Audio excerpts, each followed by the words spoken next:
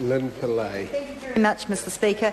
Mr Speaker, can I start firstly by acknowledging all the good lawyers out there who work, who undertake legal aid and represent, no, I do not mean Simon, as the member is pointing out. He's been...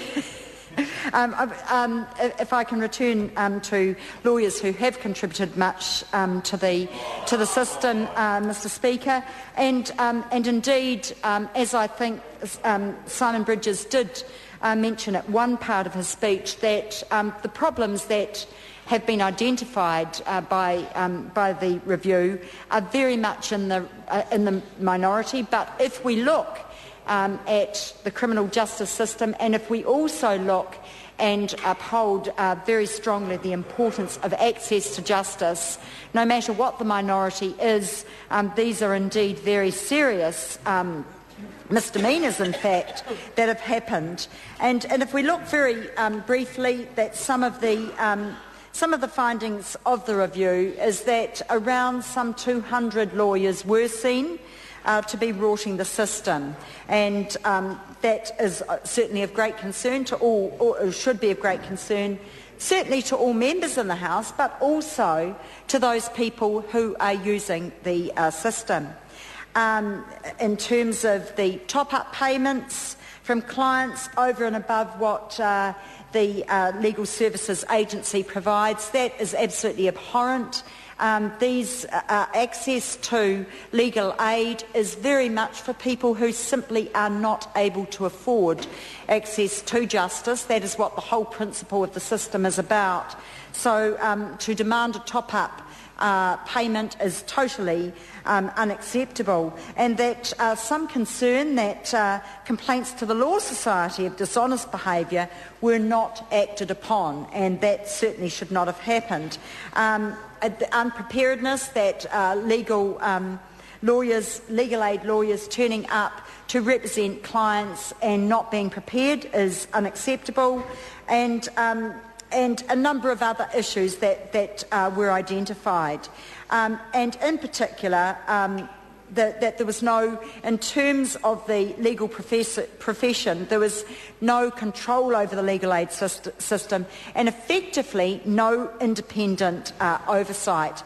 And those were of real concern. But I hasten to add that that these concerns were in the minority, but were certainly concerns indeed. And if we look at our legal aid system, what everyone in New Zealand wants to see for that investment is the best bang for their bucks, for the taxpayer buck, and indeed seeing that system rorted in any way or form is not acceptable.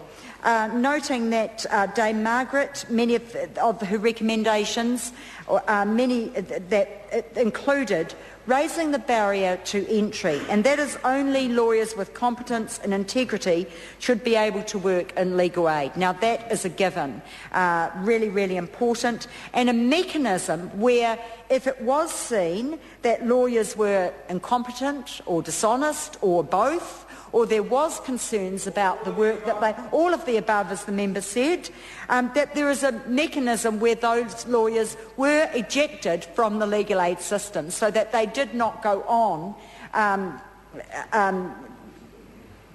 not performing or in the worst case, performing dishonestly. Also, clarifying the roles and responsibilities of the two regulators with an interest in this area, the Legal Services Agency and the New Zealand Law Society. Publicly provided services like the Public Defence Service should be used where there are sufficient case volumes to make them an efficient option.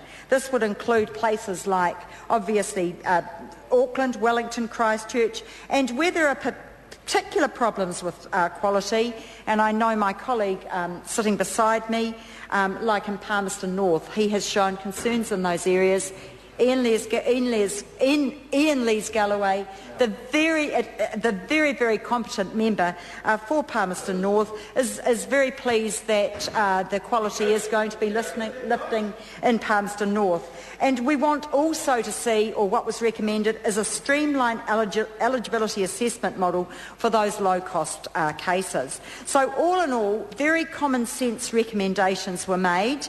And if we look at the background, that legal aid was established in 1912 and civil legal aid since 1960. That was a nonsense thing to say, and it did distract me for a moment.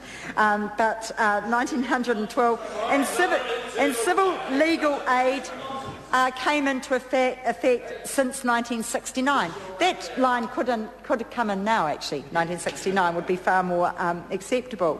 And that our current legal aid system dates from 1991. That's when, in fact, the Legal Services Act was passed.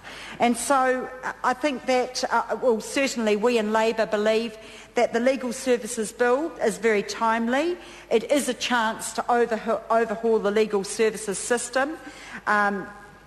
And that certainly that the reforms are positive, with the emphasis, and that's something on the public defender system and also on community law centres. And I would like to spend a little time acknowledging the work that community law centres do, the tremendous work that certainly in almost every community, and when we have often in our select committees we have submissions, and I have to say that when we look at whether it's legal aid or many issues, that the submissions from community law centres have very much a focus on access to justice and the best deal for all, the many and not the few actually having access to justice, and the constructive submissions that they have brought to many select committees that focus on not so much feathering their nest or on their